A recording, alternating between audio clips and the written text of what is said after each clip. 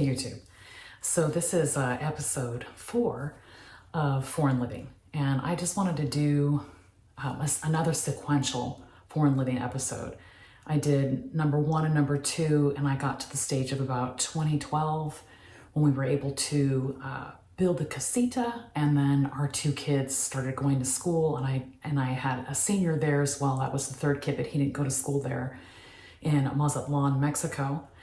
And I just wanted to kind of go from there and sort of sequentially talk about what else we did with the house and just kind of the costs associated with living down foreign. And it looks like this year, actually, just in talking about it, we've had sort of a grave situation come up with a family member, and we're going to just go ahead and tuck in here to our house in the States and wait that out and see kind of how things go. And depending on how that person regulates their health in the next year or so, we may or may not go down for an abbreviated time. But that's the beauty of having a condominium. It's more of a lock and leave it situation, and we've been really fortunate that the longest we ever lived in a house since we've been married 37.5 years ago was the Mazatlan Casa. We were there 14 years, and then we sold that. We moved into a very small condo in a condominium complex that was right on the edge of El Centro Historico. And we've been there for, going on 4 years. So next season will be year 18. And even though we haven't lived there full time, I feel like I have a pretty good grasp on what it takes to live foreign in Mexico, in Mazatlan. I don't know about the other areas of Mexico. They're all a little bit different, just as it would be if someone moved into the States and they chose a state to live in. Washington State, where I live right now, is quite a bit different than, say, Texas, which is quite a bit different than, say, New York. And as I'll recap here briefly, the dream of living foreign has to be something you want for a set number of reasons. And I have had some feedback from people that basically they're of my age or older or a little bit younger than me, pretty much let's just say over 50. And they're looking at the state of the country right now, and like a lot of people, they're thinking, I'm not going to be able to make it on my pension, my Social Security, or whatever you have coming in. And nobody's keen on working until the day they die, unless they love their job and it's something that can be accommodated through a lack of physical prowess, because as you become older, you become more fragile. Your intellect is in place. You don't mind, if you love your job, still utilizing your intellect. For me, for example, I write books for a living. I'm a novelist, and I figure as long as my hands can still move and my brain still works, I can still write books, and it's tremendous. And even some people have said, hey, even if your hands didn't work, you could do audio to text. And I was like, that's smart. And by the time that happens, if it were to happen, I think I'd be able to go ahead and employ that tactic, because technology keeps racing ahead, doesn't it? Look at how cute that is, right? Anyway, I went out with my daughter-in-law. I digress just for a moment. Hang on. I went out with my daughter-in-law, and I got some things that fit me better right now because I've gained quite a bit of weight, and I don't want to stuff myself into my size medium and some small clothes. I'd rather just get a large and have it fit and not look like 10 pounds of crap shoved into a 5-pound bag. I realize I don't look, super chubby or something, but I just want to look nice as I'm trying to figure out my health issues and stuff. And I do have a doctor's appointment on the 27th, so that's huge for me. That's another video though. Living foreign, in 2012, I had a small inheritance. I got a small inheritance from a Norwegian relative, and it was enough for us to construct the casita. And if you guys remember, our row house in Mazatlan, El Centro proper, deep into Old Town, with the other middle-class-ish Mexican families, was 100 feet deep and then 20 feet wide. So if you can imagine a rectangle, it was smushed in between some other houses, and they were all row houses, one after another.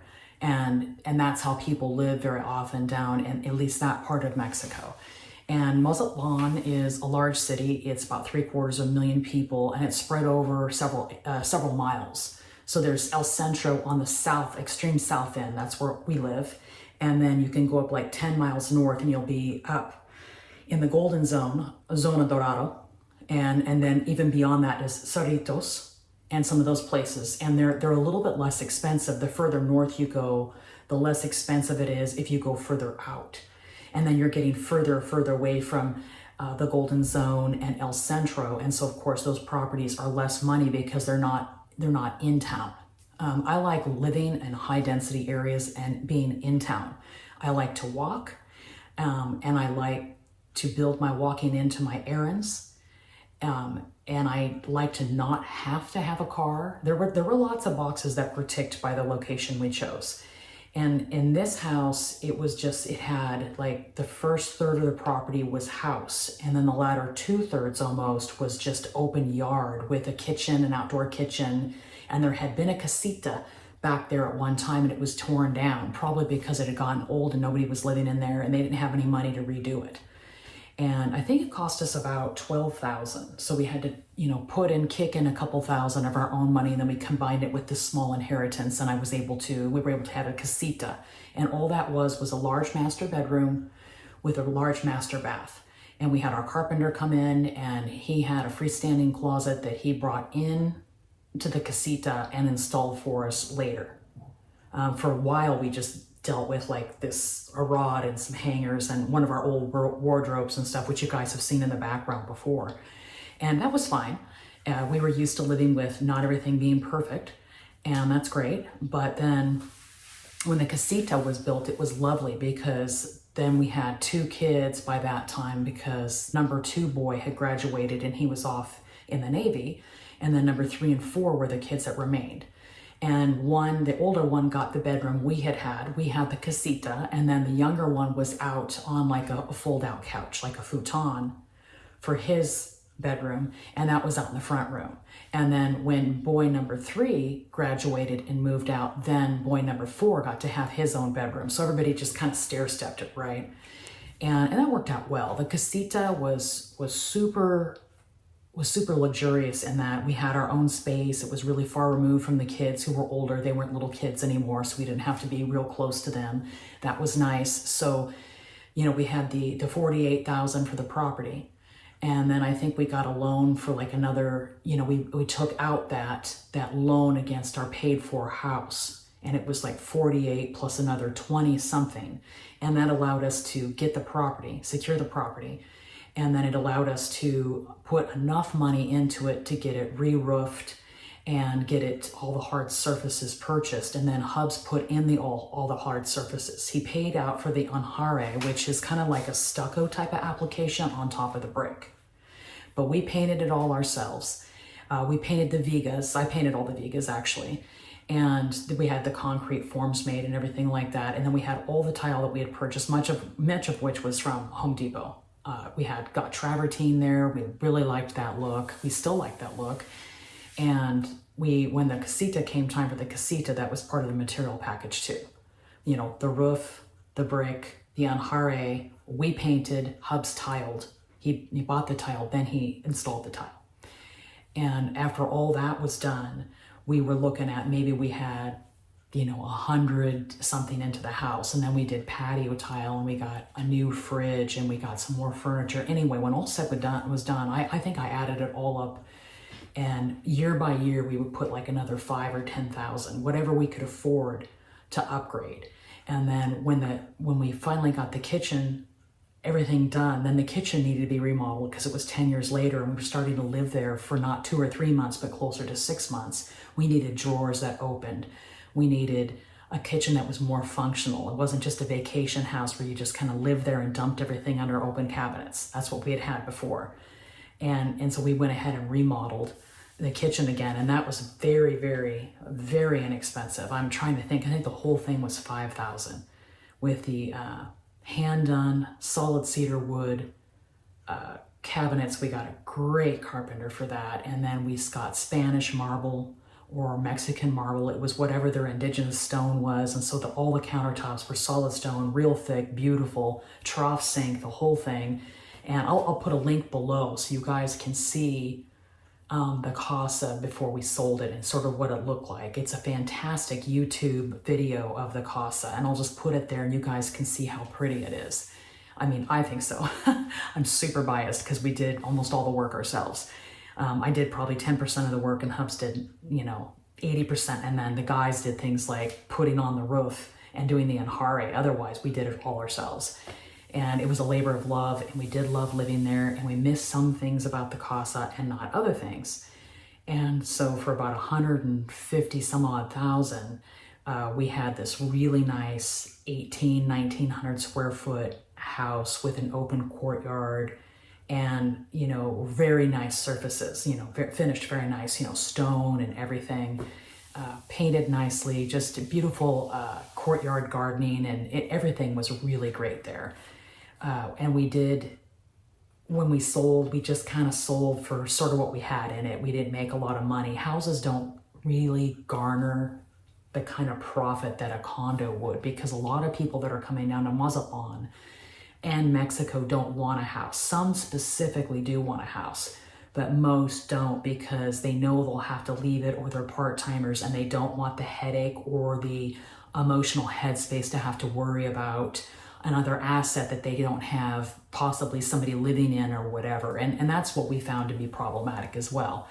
And I know Dad, my father-in-law, he lives down in Hualtuco, which is 1,000 miles south of us. And he really wanted a house, and he wanted a house that had a garage. And that was part of the problem with the casa when we went to sell it, is that so many people had off-street parking capability there, or parking across the street in the parking lot that they could have paid X amount per month to have, but not having a garage turned a lot of people off. They just wanted to have the option for a car. And now that we have underground parking in our condominium, we do really like that option, but you don't have to have it. If you live in a place like Mazatlan, El Centro, you can walk 2 blocks one way and get bread. You can walk 2 blocks the other way and you can get your boots resoled. You can go and walk another block and get your hair cut. The mix of commercial and residential is really common where I live, and it's super nice. It makes a lot of sense. There's sidewalks everywhere. Everybody can just walk between 2 and 5 blocks and get anything they need to live on a daily basis. The Lay grocery store was only about a half a block from our house. The kids would just go back and forth and get eggs or garrafones for the big water jug, and we had a holder to put it in, and you could just press the tap back and get your fresh water. That wasn't a thing. Hubs had 3 filters on our water system for our house, so that the drinking water was still safe. It was safe to brush your teeth. It was safe to take a shower. It was safe to wash your clothes. And he would switch out those filters like every other month. And he had one that came from water that came in the street, then one that came into the house, and then one that came into the faucets. So he had a triple method. And then we had the garrafones, the big 5-gallon water, filtered water delivery. And we would just phone them up and say, hey, we need some water. And they would come and knock on the door. And for, a couple pesos more, I could have the guy drug it back to the back of the house. But if Hubs was home, I just had him leave it at the door, and then Hubs would take it back. I could have, but I would have had to really horse it in. So if you live in El Centro, you're going to have a filter on your water. It's not a big deal. People that have a lot of money do the ultraviolet where it kills, but you still have to have a filter, I think. Filter the junk before it gets into the water. Then if you still want to kill it with ultraviolet, go ahead. Excellent for you, right? So anyhow, there's choices there for sure. And we just chose to have the garrafones. So it was like $1 a week for us to have drinking water. And we'd do a big pitcher of drinking water, and then we put it in the fridge. And then when it got low, we'd do another one. And we always had like cold water. Then when we got a little bit more money, we replaced that situation with a big chiller, which would make it hot or cold on demand. And then we just put the big garrafone in there, and it was perfect. So that's how we managed that part of it with the pulmonía by Raphael. And he's been in a couple of my TikTok videos, which I'm no longer on TikTok, I'm on Clapper, but I uploaded all my TikTok videos to Clapper. And then I uploaded all my TikTok videos to Rumble. And so I have a couple of years worth of TikTok videos on Rumble if anybody wants to go backward and see anything I have going on there. I mean, I have 40 followers on Rumble, and I don't post, unfortunately, because I'm trying to be faithful to a couple of platforms and just keep it real pure, but I'd love to be everywhere, because there's just so many things I want to say, right? But anyway, Raphael, for 150 pesos a week, would ferry the kids to the school and then pick them up on the way home. And we became pretty close to Raphael. And when his daughter got married, we were invited to the wedding, which was at the big cathedral. And then we were invited to the reception afterward. And it was just a super good time. And I've always been really thankful for that friendship.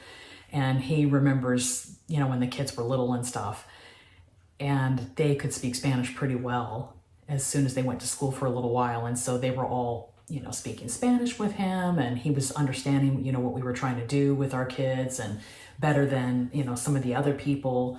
And that was going to be, let me see, we're kind of like 12-1 back then in those days. So 150 pesos would have been like, $12 a week.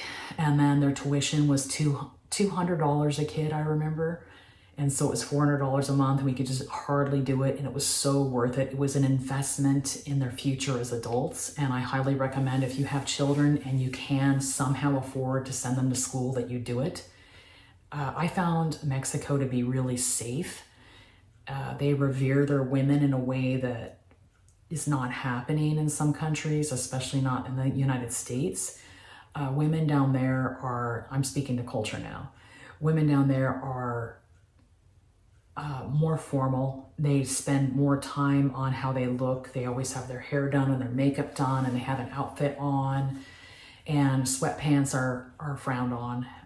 Pajama pants you'd never catch a Mexican female over the age of about 2 with pajamas on in public. So there are some things there, and they don't make any bones about being female, and they're not trying to compete with men, and the men know it, and the men are like, we're not worthy. So it is something to consider, that Mexican women don't feel belittled for being female. They don't feel like they have to compete with men. They know they're smart. They know what their power is, their female power, and they use it. And it's just a whole different culture down there. And people are friendlier. They'll walk by you and they'll say, depending on whether or not it's morning, afternoon, evening, they'll say, buenos dias, buenas tardes, buenas noches.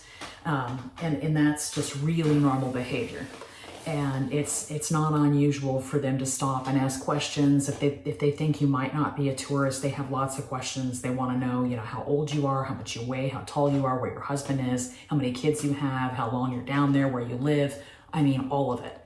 And Mexican people don't think that any of that is rude or untoward. They're like, oh, I'm curious about you. That means I'm happy, and I want to know more about your life, and you're interesting, and I just want to know. So that's kind of funny, actually. And so at first I was like, what is this, the Spanish Inquisition? But then I started to realize they thought I was friendly and approachable, and they thought that they could ask me those questions without reprisal, and they could. And I didn't care. And they were always just so interested to know more about my situation and everything. And now I look back on that, and I can see why they would have been. One, I look very foreign. Two, I was a Caucasian gal. I'm not actually Caucasian, but it's easier to quantify it that way. And her husband, who was also Caucasian, but looks a little mixed, to be honest, with a couple of, white bread kids down in Mazatlan, restoring houses. And sometimes I'd be out there painting the casa if I wanted it a different color, and I knew it was like, a couple of weekend projects to get it done because it was very small.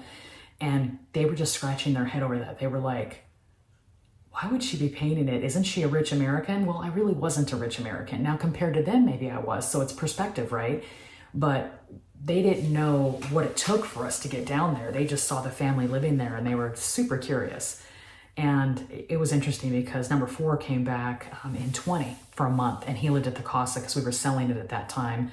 And then we were living at the small condo. And he came down, and he was getting, going to the Lake grocery store, and he was going to Taco Leobas and getting tacos where we had always gotten tacos when he was little. And he came down there several times, and they were like, are you that little kid that they had? You're still living there? They couldn't figure it out. But that was after they were like, are you American? Because they were looking at number four's wife and going, she's incredibly white. We don't know what to do with her. I mean, she is pale with blonde hair and blue eyes and the whole bit. Four was like, yes. He says, I'm American. And then they were like, well, how come you have a Mazaleco boca? How come you have a Mazatlan mouth? And he's like, well, and then he went into, and they go, oh, you're that kid that lived there. Apparently they didn't see him come out of the casa the first week or so that he was there. But when he kept getting tacos every day, then they were like, wait a second, you know? So that was interesting too. And they were so thrilled to see him again. They were like, wow, you're huge now. And he's, you know, number four, he's not, you know, huge, but he's a big guy and he's 6'1.5" or something, you know? So he would be tall for down there. I am certainly tall for down there. But it was cool. But I felt like it took about 10 years before the local community and the local neighborhood was like, oh, they're just living here. They're just like us. They're just from America, but they live here half a year, every year, and there they are again, right? And that was great. And that was a good experience for the kids. And it was a good experience that it didn't come easy. You know, each part of the house was very, very difficult to get accomplished because we just didn't have discretionary income just to get it done immediately. We got in there initially. And then we had a mortgage on our other house in Alaska. And the mortgage was actually paying for this new house. And then when we sold the casa, everything was clear. And that was nice. But actually everything was clear much before that because we also were living in different houses in the States. You know, we moved from Alaska, then we went to South Dakota, now we've returned to Washington. So those different houses, each time we moved from those houses, we made money. And then we applied it to the next house, and the townhouse was another one that was paid off. So we have a paid off house here, but I don't think that's real exceptional because I'm almost 60. It's like, yeah, whoopee. But we've had a paid off house since I was about, I'm trying to think, early 50s. But of course we have two houses now that are paid for. And that was something that, you know, we wanted to do. And getting the casa was a little bit of a risk. And then I want to go in just briefly and touch on bank trusts. If you want to live within 30 miles of the beach, you have to have a bank trust. You don't outright own the house, the property, but the bank trust is almost more powerful than owning the property because if you're not a national, you have less security with that. And so we do pay about, I think, $350 a year for the bank trust maintenance. And then I think we pay about $225 a year for the tax, you know, the property tax. I consider that to be just dirt cheap because if you're looking at Western Washington, you're looking at paying, you know, $4, $5, $6, $7, upwards of $10,000 a year for property tax for your paid for house. Okay. Terrible, you know. And so you can have a really reasonable existence there if you want to buy. And the bank trust is kind of a fuss. It's called a fideicomiso. And you go in there and they usually speak English and you give them all your paperwork and all your junk and you prove that you've got a place, that you've bought a place and all that stuff and hand over your firstborn and everything like that. And then finally it's done. And usually they accept checks and not credit cards. So you have to have the cash to figure it out. And if your place that you're buying doesn't have a fideicomiso in place, and it doesn't always, it's like 10 grand. Mm-hmm. So my fideicomiso on the casa was a real garbage one, and it kept just going up a little bit each year. It had started at 300 something, but it had finalized after 14 years at almost $500. So it was incrementally going up, and it wasn't supposed to. So it was kind of a garbage fideicomiso. And the gal that bought it from us didn't want it, and she bought her own. So she bought our casa, then she spent an additional 10, 12 grand getting her own fideicomiso. And then we bought the small condo. We bought it from the developer, and he didn't have to have a fideicomiso because he developed it. He didn't own it, the condo. He owned the whole thing as an entity. And so we had to get one there. And then we had to get when we bought the new condo, the bigger condo. It was a real fuss. But when we sold it to the gal, the little condo, it was a little bit of a bonus for her. She didn't have to go through that. She was able to just assume the fideicomiso, right? And that made it sell faster, I thought, because it was just in place. She didn't have to go through the hassle of it. And then she had the fideicomiso in place. And the bank trust is very solid. There's a guy that's been living in Mazatlan even longer than us, like I think 25 years. He's deep now on Mazatlan. And he's been through a lot of properties, and he's done really great deals and stuff like that. And he's never had any trouble either. So if you're under a certain age, I do recommend you buy, because you have life expectancy. Like if you're under 60, you should live to 80 just through stats, right? So you don't want to rent for 20 years. You're just tossing your money out. You're just tossing it out, right? If you buy something, say you sell everything in the States and you buy something, you can then buy something outright and you don't have to ever move your furniture, your clothes, you can have your food in place, you can start to establish roots. It's a little fussy to rent because at any time somebody can decide they don't want to rent to you anymore. So when we were 39 and 40, we knew we wanted to buy. We were like, life expectancy, 40 years, let's do it. And here it's been almost 18 years. So it was a good call. And if you're under 60, I recommend you buy. If you're over 60, I recommend you rent. The closer you get to 70, the more I recommend it, okay? I know a couple, John and Colette, and they're from Canada. And I watched them go from one rental to another, like every 2 or 3 years, they'd get booted out of one place and had to go to another. They could never secure a rental year after year. Now, sometimes I think they did it voluntarily. They just wanted a different spot. But other times they didn't. And so basically you're living out of a suitcase for 6 months. I don't find that to be ideal. Now, if you could get a rental where you had a clause in there where you had like 5 or 6 years, it might be worth it, right? But otherwise it's not that great. So I generally think buying is better, but some people don't want to jump into the deep end of the pool, right? And another thing about Mazatlan that's really great is that our house has been standing since the 1870s, which tells me that every hurricane that came through was not sufficient enough to level the houses. Now, there was a huge one that came through in the 60s or early 70s that my friend M remembers because his parents owned a house that was right up from ours and its roof came off. So it was pretty good, but it wasn't enough to like totally level the city, but it did quite a bit of damage. But there's like 100-year precedent that Mazatlan and many old structures still stand. I mean, even the cathedral was done in like 1920, 1918, and it's still really good. So that's a 100-year precedent. So you hear about the Yucatan area and that eastern coast of Mexico getting just hammered with hurricanes. I say no to that. And we're slightly protected in Mazatlan. You'll hear, oh, hurricane's coming, a storm's coming, this is coming, that's coming, whatever. And it comes, and by the time it hits Mazatlan, it's lost its oomph. It's kind of gone down from a hurricane to, tropical storm or however they, designate that. Some of the things you need to factor in about where you want to live in Mexico is some of the boxes you want to tick is logistics. How long will it take you to get to Mexico? How far do you have to go secondarily? Like for us, now that we're in Seattle, but when we were in Sioux Falls, it was nice too. In Sioux Falls, we went 6 minutes to the airport, went from the airport in Sioux Falls, South Dakota to Texas, and then we went from Texas to Mazatlan. Then we drove 25 minutes through taxi to get to the house. It wasn't so bad. Alaska was tough. We went from Seldovia up to Anchorage. That was a flight. Then we went from Anchorage to Seattle, then Seattle to LA, then LA to Mazatlan. So it was like 2 days of travel. It was real dumb, and we had kids and 2 dogs and the whole bit. I don't recommend that. It was hard, but we did it because we wanted it real bad. And it was advantageous to our children, 100%. They're definitely different. They think differently. They're culturally sensitive.